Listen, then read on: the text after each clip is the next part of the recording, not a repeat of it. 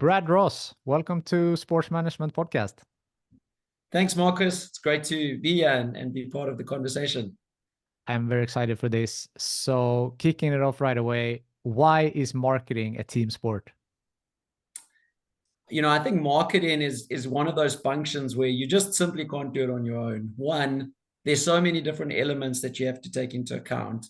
Two, there are elements outside of marketing that you also have to take into account. And so the 1 + 1 = 3 saying is very, very true when it comes to marketing. And I've just always been a believer that you can't do it on your own. It certainly is a team sport, and you need a group of individuals that kind of have the same vision and ambition as you do to try and make things happen. And the better the team, the better the outcome versus just one or two individuals. For sure. So you're currently the VP of Global Sports and Entertainment Marketing and Partnership at the Coca-Cola Company. So what does this role entail?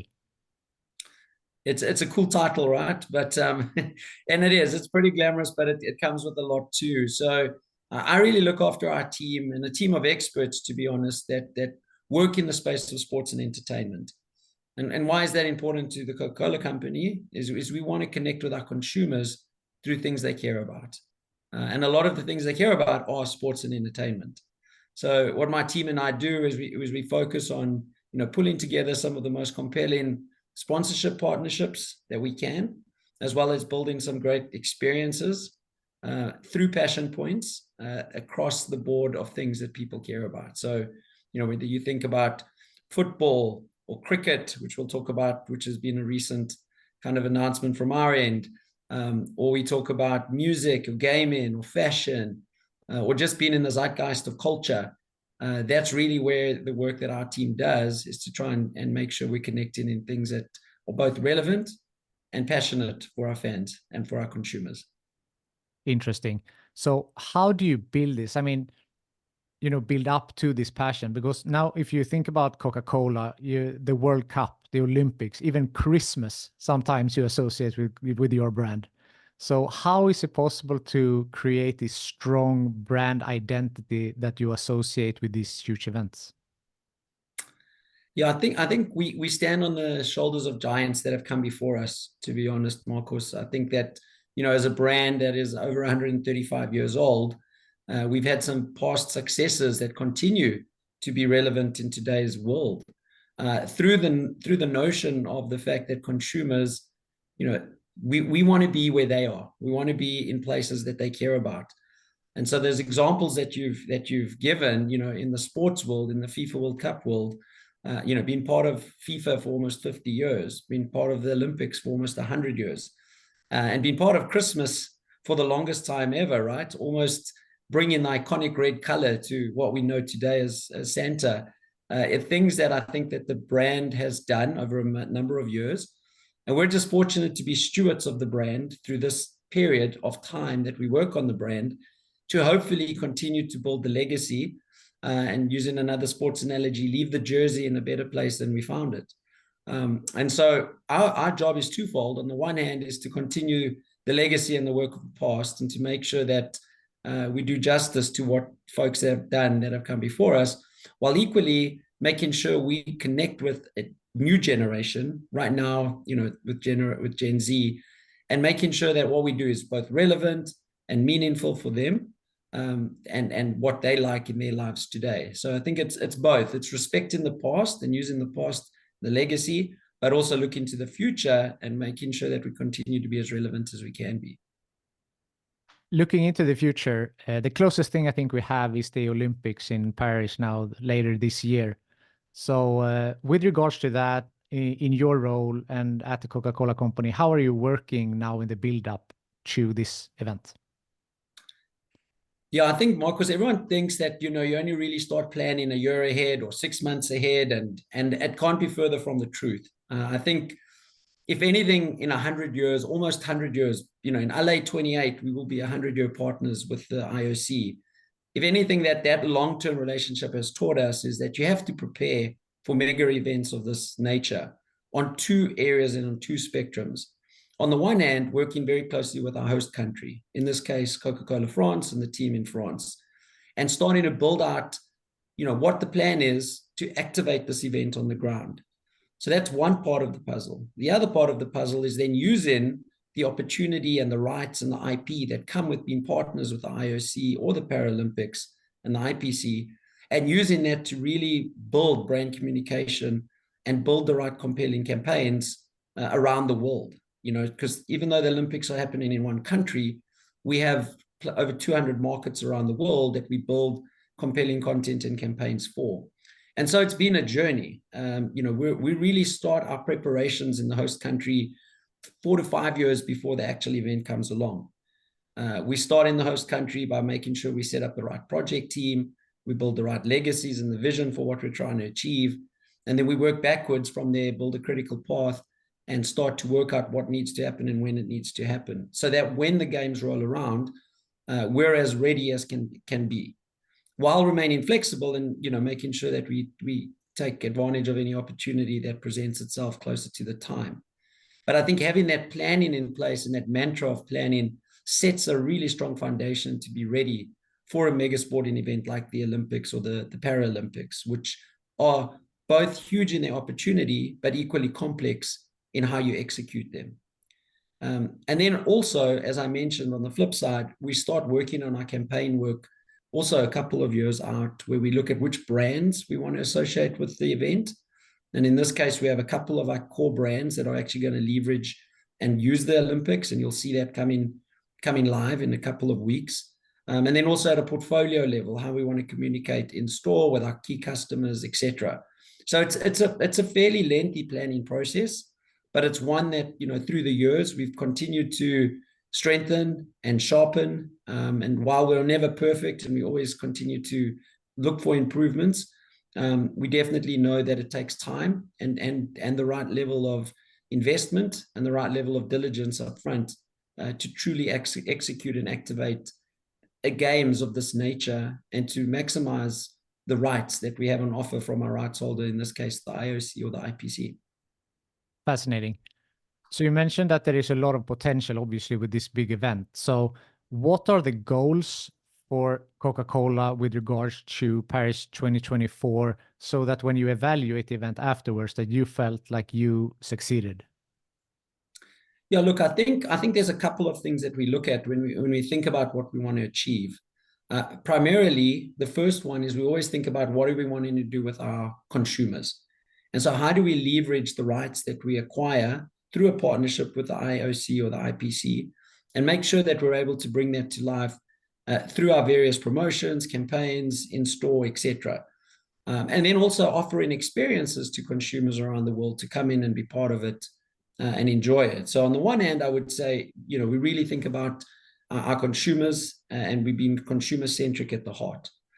The second element is about our customers. As a business, we sell products to our customers who really then engage with our consumers. So whether they're top-end grocery stores or mom and pop store or any of the channels that we operate within, part of our objective is to see how we use these rights to activate the trade and to make sure that our customers also have an opportunity to bring this to life through the rights that we've acquired as a company. And so the customer lens is equally important.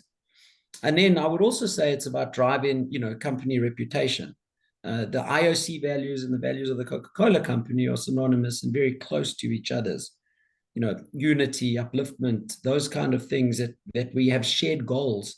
And so we use the opportunity as a force for good and to try and drive a force for good out there. And so we look at it through three lenses. It's not just one way or didactically consumer only. They form the heart of it. But then how we look and work with our customers, and also how we drive company reputation, I'd say are the three core elements within that. And then, of course, we double click into each of them. As we look at the host country, we look at specific things that we're trying to achieve across, share value, across what we're trying to do with acquiring new customers or driving additional SOV. All those kind of things come into account when you double click on any of these things that we've looked at. So Coke operates in 207 countries, I think, in the world. And you mentioned that you have a team in France, Coca-Cola in France. How much does it help to have staff on ground when you have this type of event?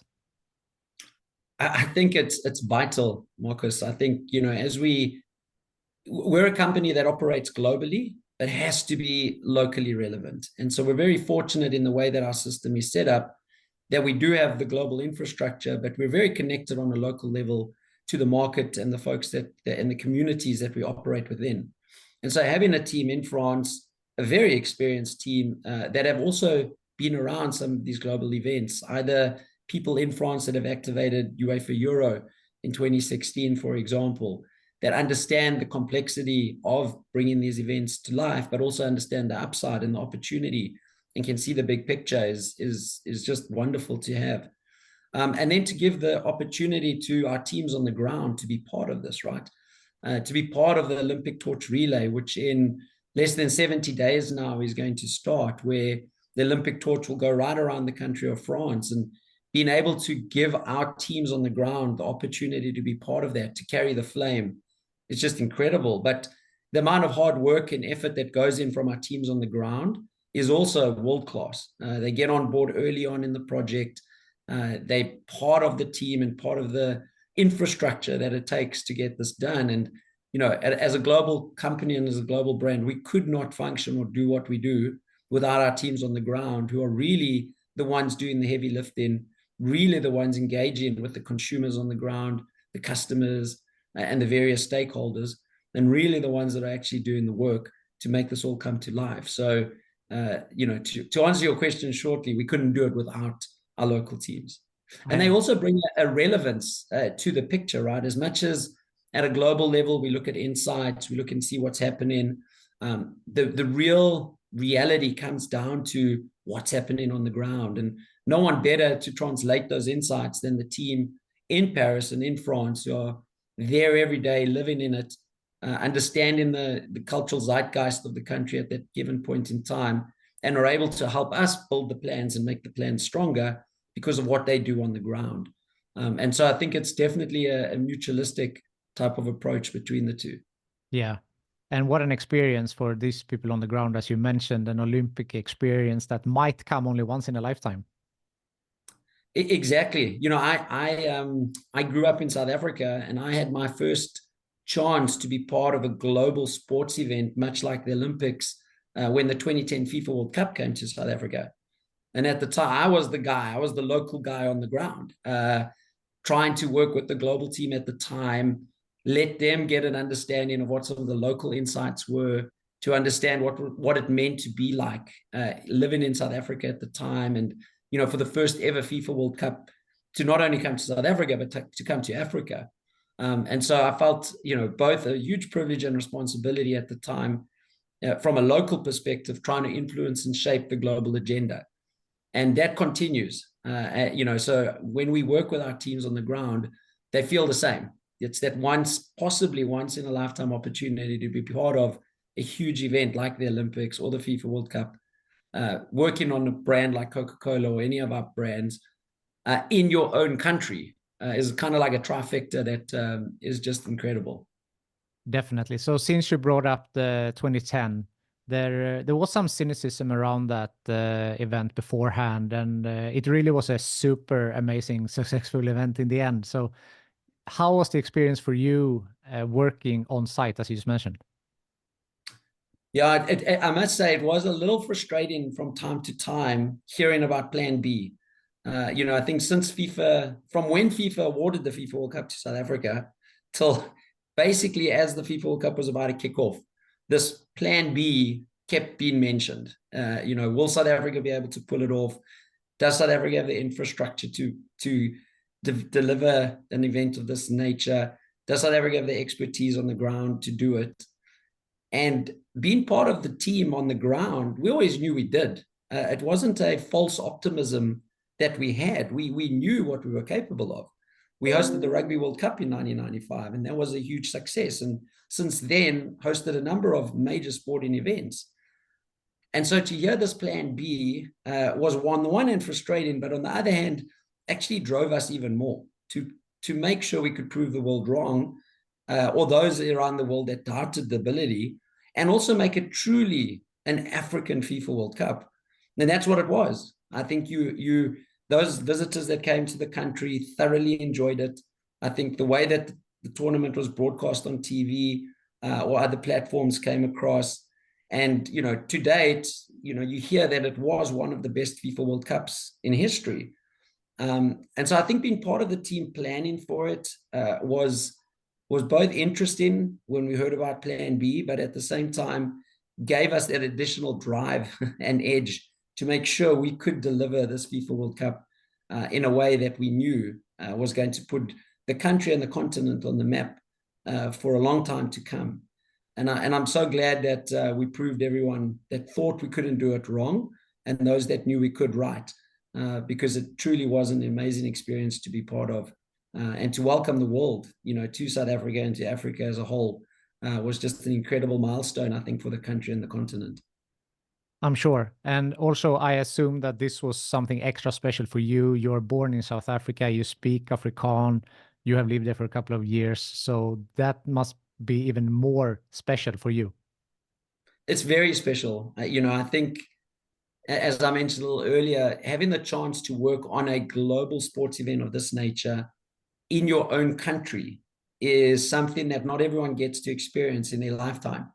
And so for those of us that have the opportunity, no matter where the events are, but to be part of something like this, where truly you put your best foot forward as a country, you open your arms and you welcome the world, and you show them a little insight into your culture, into your country, into the teams that are around you, and your people in the country is always an amazing opportunity. And it still is one of the most special personal and professional experiences of my career to have been part of something as special as the FIFA World Cup in my own country in 2010.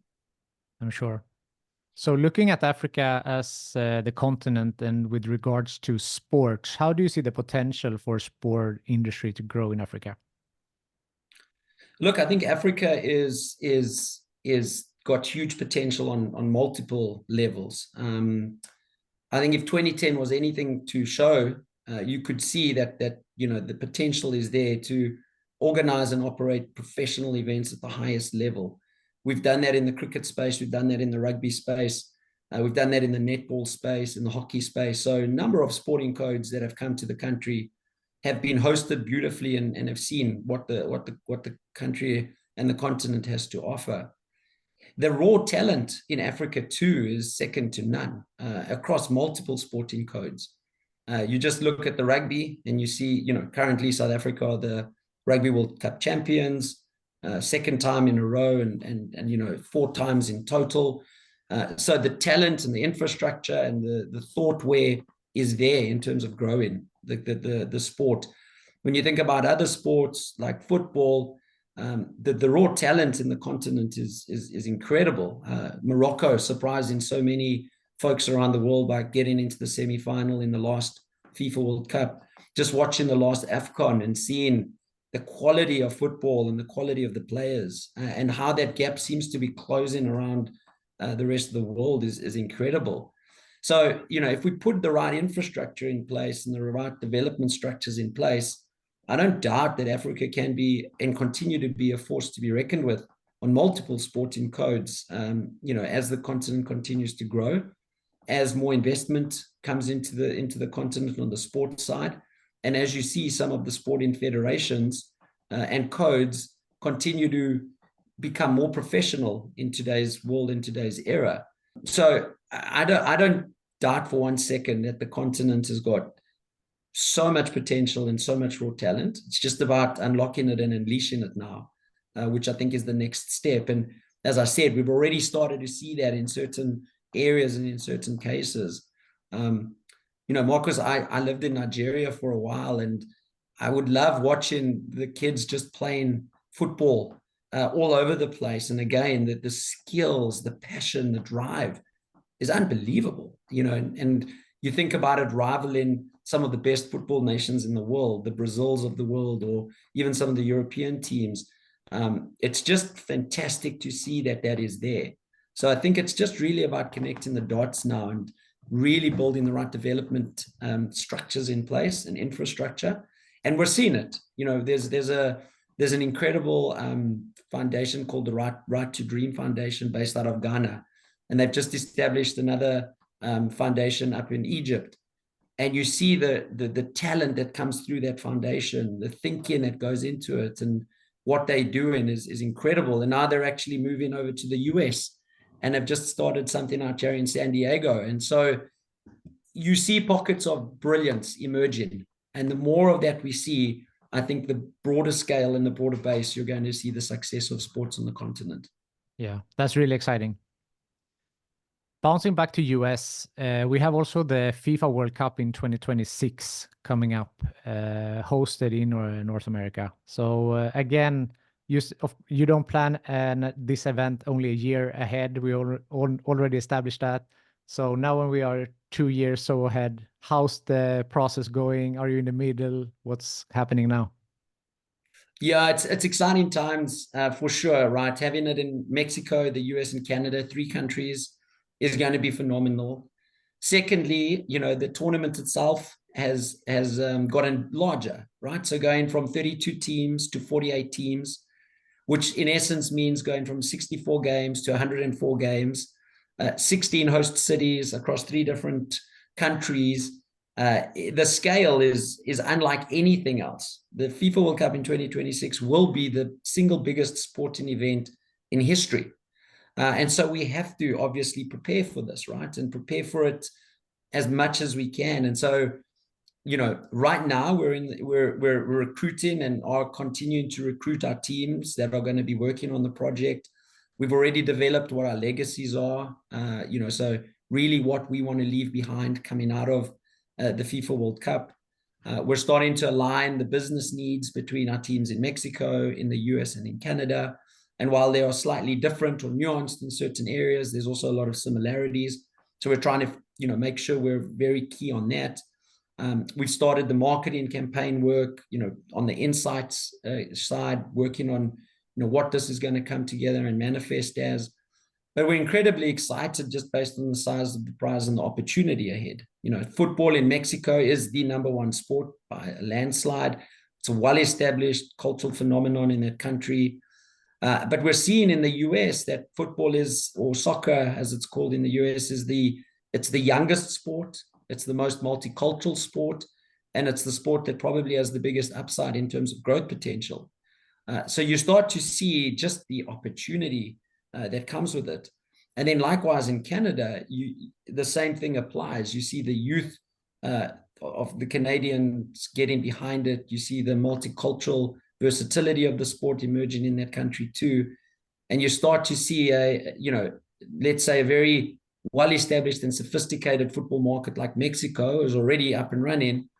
And then you see the US and the Canada with the upside and the potential for growth there being second to none. And you have a very interesting recipe for what 2026 could look like.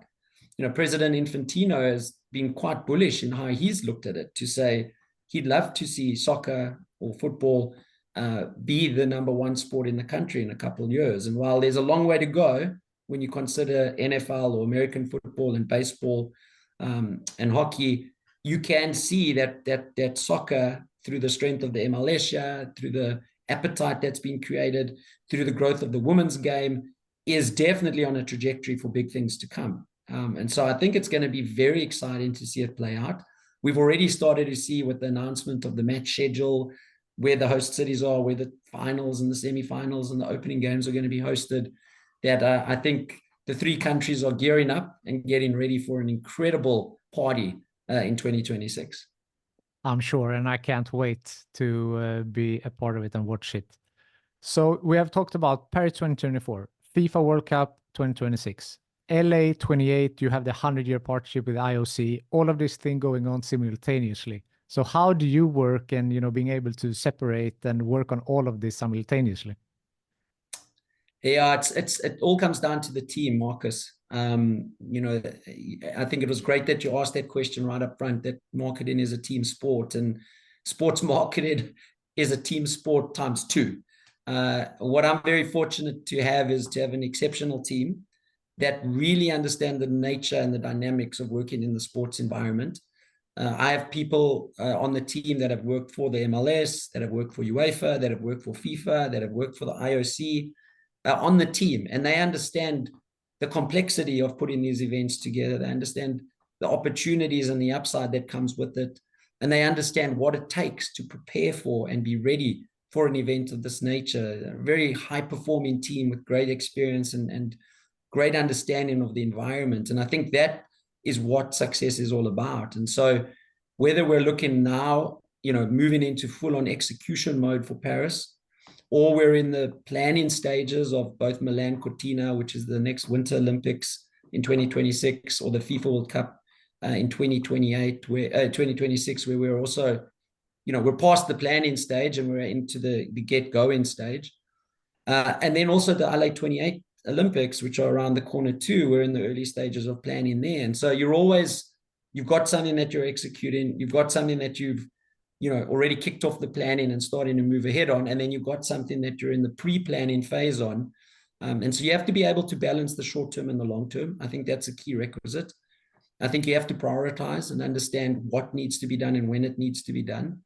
I think the project planning is incredibly important. And, we use a system of master planning where we try and put, the right critical paths in place across all the events that are either happening sequentially or simultaneously in the case of 2026, when we'll both have the Winter Olympics and FIFA World Cup.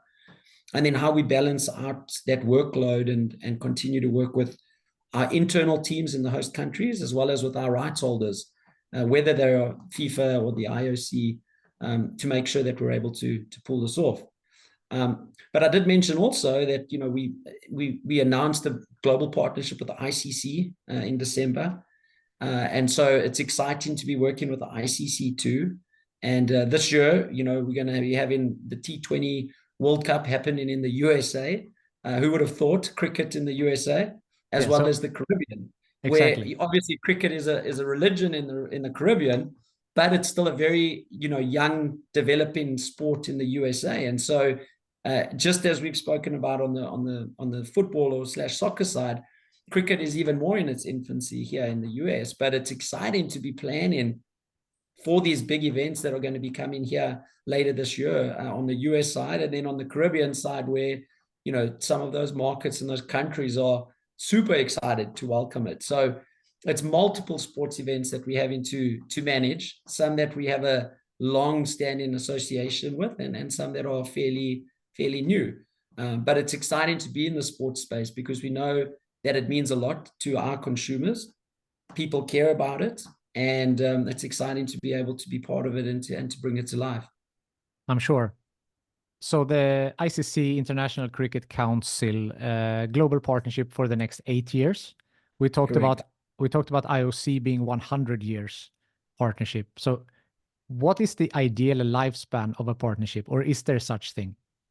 It's a great question because you may have some schools of thought and saying, the longer you put a contract together, yes, the more efficiencies and probably long-term gains you can get out of it, but you don't know what the world's going to look like in 5 years, 6 years, both on the technology side, on where the game is going. So there's always an inherent risk in signing a long-term contract. On the flip side, signing a 1-year or 2-year contract gives you a little bit more flexibility in the near term, but does it give you that long-term partnership that you're looking for too? And so I don't know what the right answer is, honestly, Marcos. I think it's about feeling it out and also understanding the vision of the rights holder. In this case, we're very, I'd say, bullish on where cricket as a sport is going. And the ICC as a governing body, they're visionary in how they want to continue to transform the game. A great group of individuals working over there at the ICC. And so I think that comes into account when you think about signing a contract of this nature and of this duration, is to look at it on paper and understand where the trajectory is going, and to see if you're ready to make an educated guess on that. And at the same time, trying to understand what the value alignment is between the two organizations and the two companies, and seeing if there's something more that goes beyond just the contract or the paper. And I think in this case with the ICC, we feel very confident in terms of their ability to grow the game and strengthen the game. and their vision for the game going forward. And so an 8-year deal, while we don't know what the technology landscape or the format of the game landscape may look like in 8 years' time, we believe that if we get together and we work together in true partnership, we'll be able to build the right collaboration for the benefit of the game and for the benefit of the fans. That's a really good point. And maybe the answer is it depends. Depends, exactly. Depends. So I want to go back very long time until when you grew up in South Africa and going to sporting events with your father. How did the interest for sports in general grow, and how was it to grow up in South Africa at this time? Yeah, Marcus, I grew up in apartheid. And so we were under international sanctions for a large majority of my youth, right? So the first global event that came to the country that I can remember was the Rugby World Cup in 1995. And if you've watched, or any of your listeners have watched the movie called Invictus, it will give you a real sense of what was going on at the time in the country. We had just become a democracy in 1994. President Mandela had just taken over as the first democratically elected president. And, I think he had a vision and an understanding of what sport could do for a country. And that manifested itself in the 1995 Rugby World Cup, which for me was one of the earliest experiences of watching a sport and how it could galvanize a nation. Very, at the time, fragmented nation that, had just become a democracy. And so to see the power of the Rugby World Cup in 1995, to see the power of the Springboks and what they did for the country then is significant, because they've continued to carry that mantle since then, to even as recently as last year, where the Springboks won in Paris the Rugby World Cup. And so I think sport from my early days was foundational, and it showed that it's larger than the sum of its parts, and that the power of sport to galvanize and bring people together is second to none. And so, very early on, I knew at some point, while I was an active sportsman, I'd love to stay in the sports space and work in the sports space in some shape or form. And so if I go right back to a young me, to my teenage years, I didn't quite know where this would land up or where it would manifest, but being able to have remained in the sports space, to be working in sports, knowing what the potential of sports is, to uplift countries, to bring people together, and to uplift the individuals is just incredible. And it's something that I'm very grateful for, having had that experience to witness firsthand as a very young boy in my home country, to now being part of, the beauty of sport and what it can be. Yeah. So I know you're a swimmer, but what other sports have you been doing? Yeah, so I was always a competitive swimmer, and I did play football growing up. Really enjoyed that. And so I'd probably say those are my two kind of main sports. But, tried my hand in a lot of different sports growing up. Water polo, which is one that's very closely linked to swimming. Played that, and I still recently play water polo. So definitely a water baby by nature, but also love the team sports like water polo and football. Interesting. And then also played a bit of cricket. I was never very good at cricket, but really enjoyed the game. And just this last weekend, we were at Lord's, which is the home of cricket in England, in London, and getting the opportunity to have a guided tour around Lord's and to see the tradition of cricket and some of the earliest upbringings of cricket was just pretty incredible. So, yeah. That's fascinating.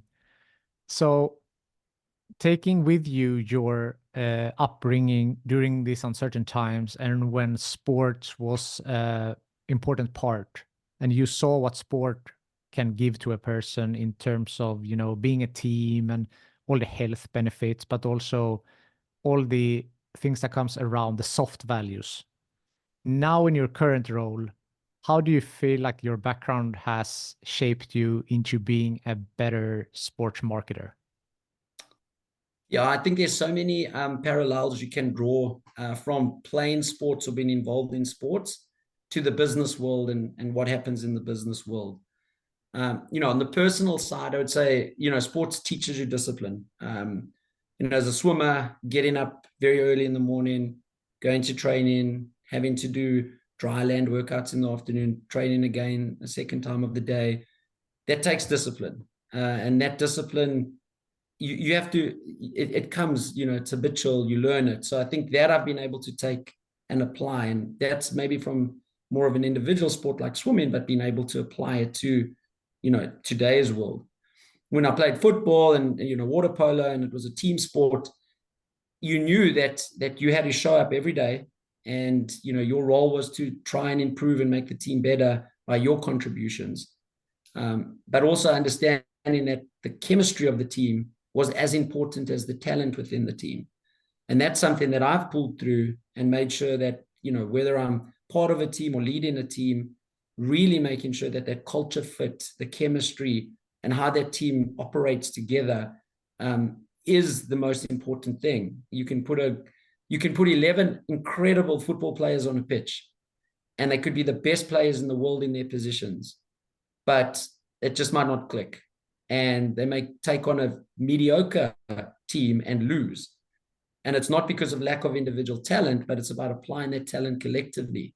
And I think that's what it's like in today's world is bringing the right people on board. But the definition of the right people goes beyond just their skill set. It goes into who they are, what drives them, what motivates them, and how they play together. And that for me is something that I saw very early on as a sportsman, and bringing it through to what we are today. My best example, I think, that I can give you of any book that looks at this is a book written called Legacy by James Kerr. And he writes about the All Blacks, which is arguably the Springboks' greatest rivalry in the world. But the book starts by saying the All Blacks are arguably the best sporting team in history based on their win ratio when compared to all other teams around the world. And he looks at 15 principles that drive the All Blacks as a team, and how those principles are then applied to real life today. And it's all about leaving a legacy. It's about leaving the jersey in a better place than you found it. And I think it's a phenomenal book, which gives you an insight into the culture of the All Blacks and how they think and how they operate. And nothing but respect for the All Blacks, and how they operate as a team and the values that they hold. And I think it's a great book for you and for your listeners to get when they can, because it really does draw some incredible parallels to being part of a high performance sports team, and how you apply those to the field of play in real life and what that looks like. Thank you. That's a good book advice. And also you gave the Invicta and the movie as well. So now two good, so you got some homework. Two good recommendation. Exactly. So you have credited team efforts a lot during this talk, and you have been at Coca-Cola since 2007, except for 2 years at Google. So one doesn't stay in a company for that long if they are not, feeling that they are in a good team and in a good atmosphere. So what would you say are some characteristics at Coca-Cola that makes it a good company to work in? Yeah, I think, Marcus, I would say that one, the culture is important. I think you're not going to stay at a company for a long time unless you feel like you're part of something bigger than yourself, and that the behaviors and the values of that company match your own. And so I've been very fortunate to have been part of, the Coca-Cola Company for, almost 15 years now, with a short sabbatical in between. But I think it is because of, the people. I think that Coke is a people first culture. There's a lot of empowerment. There's a feeling of empowerment. There's a feeling of, teamwork, and that all resonates for me. Some companies are more individualistic in nature, and that works for other folks. So I think that's a big piece of it for me. I think that the values of also being empowered gives you the opportunity to think like an owner and act like an owner, and that's very empowering, especially in the space we operate in, is to be able to think like an owner in a sports entity within a CPG business is very interesting when you think about it. But our leaders understand the role that sports and entertainment play in the lives of our consumers, and they understand that it takes a certain skill set to be able to bring that to life and to make it manifest within our brand plans and our operations. And so they've been nothing but empowering and supportive in helping us build and define the vision. And that's a big combination that I really appreciate as being part of the company with. And then also just, the Coca-Cola Company has been around for 137 plus years and still is able to maintain and build relevancy through things that matter. And so by being able to tap into the past while thinking about the future is a value or part of the culture that I think is just incredible, because you can learn from the past and understand how important it is, but not get pulled down by it either, while thinking 10, 20 years in the future and what the world could look like then, and how we have to bring that together. And I think balancing those two, the future forward and the backwards approach is something that I don't think all companies do either, which I also value. So culture and leadership, very, very important things, and two things that I really enjoy at the Coca-Cola Company. That's great to hear. So some final questions before I will let you go here. Has there been any bumps on the road in your career? Yeah, absolutely. I think I think anyone who says they've just had a plain sailing, maybe lying, or they haven't necessarily stepped outside their comfort zone. I think growth happens outside your comfort zone, and that's when you get into the spaces that are slightly unknown or that's not endemic to you. And so absolutely, there's been times where I've doubted myself or questioned myself. There've been, things that have happened, which you're like looking back now, how did I let that happen? Or how could that have, taken shape? But that's where you learn. You learn from your mistakes, and you understand that your mistakes are what makes you stronger. But you also understand that to grow, you can't just continue to play it safe. You have to take some big swings, and not all your swings are going to win. You're not going to hit them all. And that's okay too, as long as you're understanding that you're in a learning mindset and you're trying to figure things out. And believe me when I say this, I'm going to continue to make mistakes. I'm going to continue to have a couple of bumps in my career as I move forward. And I wouldn't want it any other way. Because I think if you take the path more travel, that's easy to navigate, you're going to have a safe career and a safe journey. But I think the one where there are more bumps in the road and more things to navigate are probably the ones that are going to give you more of an upside. And so absolutely, lots of bumps along the way, none that have taken me off course. And in fact, most of them have just been there to help grow me and mature me and make me a better person and a better businessman than perhaps if I hadn't had that opportunity and experience along the way. On that topic, what would be your best advice for a young person who wants to pursue a career in sports? I think you need to know why. I've always been a believer in following my passion, and that's always led me in the right direction. But I always knew the why. I knew, what sports could do. I understood what sports meant to me as an individual and what it means to billions of people around the world. And so the why for me was pretty clear from the get-go. But any youngster that's getting into sport, don't just follow the lights. I think that's sometimes what happens is it's a sexy or glamorous job. You get to, either if you're working on the talent side with sportsmen and sportswomen, or on the rights holder side, working with some of the biggest events in the world, or, biggest sporting codes in the world, there's an illusion of grandeur that can come with it. And while it's cool, you need to make sure that when that fades, and it will, that you're still in it for the long term and why you're in it. And that for me is the thing that I would say to youngsters looking at getting into sports is why. Why do you want to get into sports, and what do you want to achieve? And once you've answered that, then you can really take the next steps in going forward. But, just jumping into sports because it sounds cool is probably not the answer that's going to give you a sustainable career in an environment that you're looking for. Yeah, that's really good. Knowing your why. Exactly. Final question. Who from your network do you think would be a good guest on this podcast? Oh, that's a good question, because I've got a few, Marcus. It depends what topic you want to drill down on. It's a broad podcast, but anything with a sports management angle, I'm all ears. I think there's folks that I can set you up with that work on our rights holder side. So there are one or two very interesting people at FIFA. There's interesting folks at UEFA as well as at the IOC.